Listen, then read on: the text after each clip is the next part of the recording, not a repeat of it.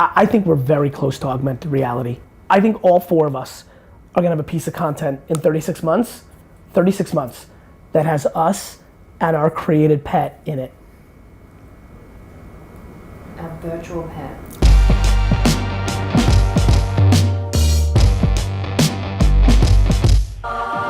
I think we're very close to having a cartoon partner in our lives. Let me explain.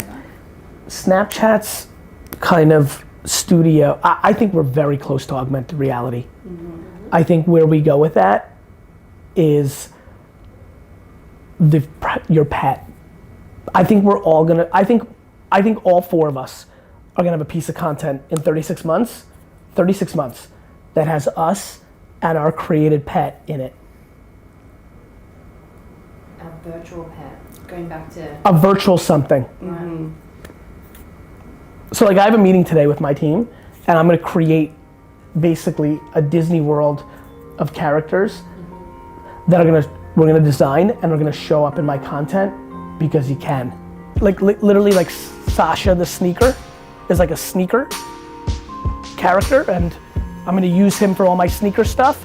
We should make Airport Gary right away. I want you to design Sasha the sneaker.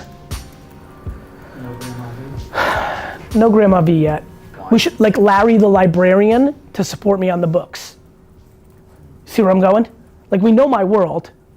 That's what. Like a DJ character for like all your music stuff. 100%. Like a marshmallow like. Maybe his head should be the 5. I actually think I like that idea. And by the way, we're gonna design them in Snapchat. We're gonna use them in DailyVee. Like when I make fun of like Rick and Sally, like naturally, like their little head's gonna pop up and be like, you know? I genuinely think this is the next big IP space. I think in 36, 48 months, that's where this all goes. You guys all have your own Tamagotchi, kind of like, you know, you're gonna all have your own character. Look, I think Instagram stories is like, you know, like more reach now than, you know, like real actual reach. You see more, like the amount of viewers that you get on your Snapchat story, like compared to the amount of followers you have, like compared to your post organic reach is like much like higher just because of where it is in like Instagram. It's just like much easier to look through the top circles than it is just the feed.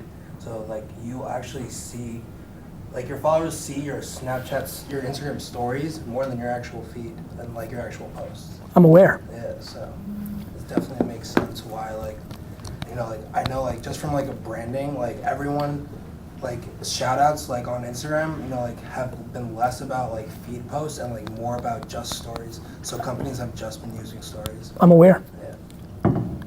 Like literally, like my sneaker was what, November? Yeah, November. And the book was Jesus Christ, January, right. In that 8 weeks, I went from being pissed that people were giving me shout outs for the sneaker in the story to wanting them to give it to me in the story. 8 weeks. But the number one thing that I think could change our game really fast is community management. And the cool thing is, I think everybody should do it because it's the quickest way to learn what's actually happening here. It's just like listening is different than replying. Think about how much I believe in community management. My second book was The Thank You Economy. I don't know what else to tell you.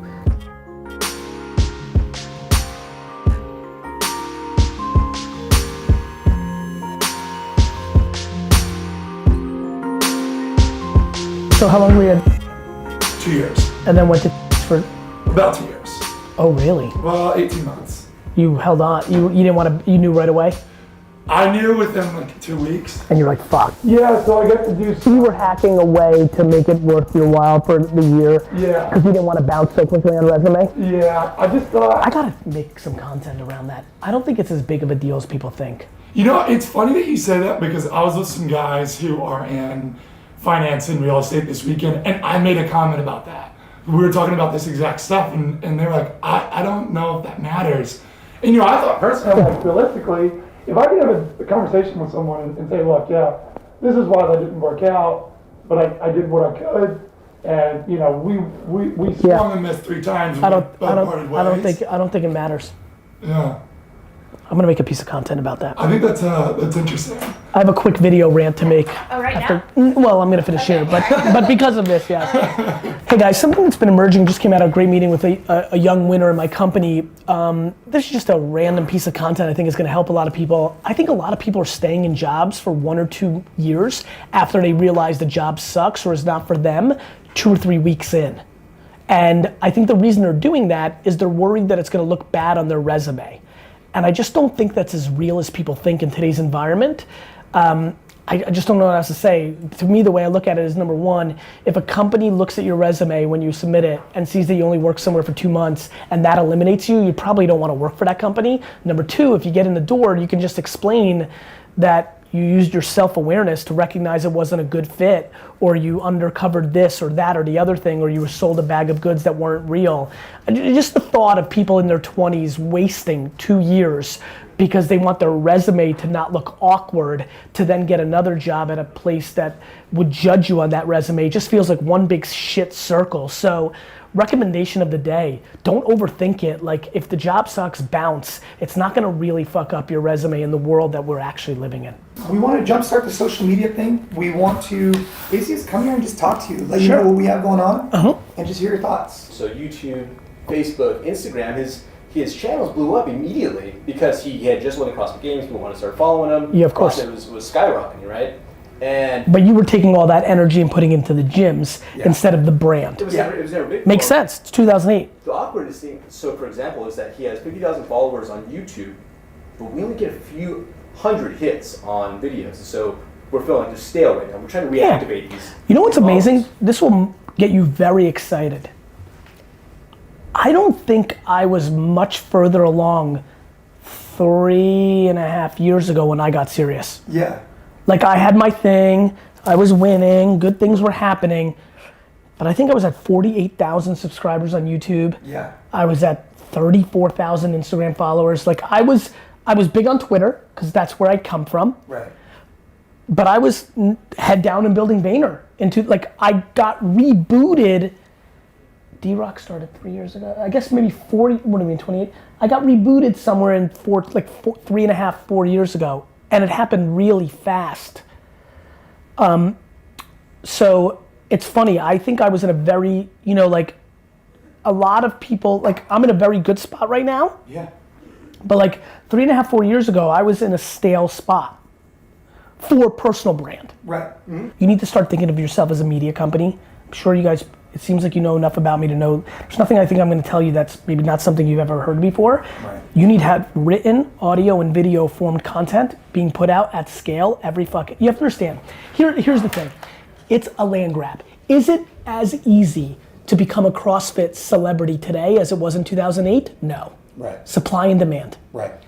The supply and demand of awareness and attention in this device across the 11 platforms that matter will never be better than it is right now. Right. And it's not as good as it was yesterday. Right. Got it? Right. If you look at the personalities that win, we're never in the same spot. Right. This guy jumps this one, this girl jumps that guy, this guy goes down, this guy goes up. It all happens based on who's best at the thing that matters the most at the time. Right. Right. But here's what I'm saying, moments in time. Right. Instagram, podcast, LinkedIn, I'm very bullish on. All this stuff, you have to have a podcast, you have to have written form, you have to have a vlog, you have to have, you have to have them. I know that they watching me, trying to figure me out. Like, what's my life like? Am I committed, devout? Perception is relying on what you trained your sight like. So what you see is whatever gets permitted by your eyes, right? I'm guessing that it's okay if they follow me, as long as they know that the praise is never no not to me. No, not to be condescending, my philosophy. Yo, Airport Gary, you ready in full effect? Toronto, I'm coming serious.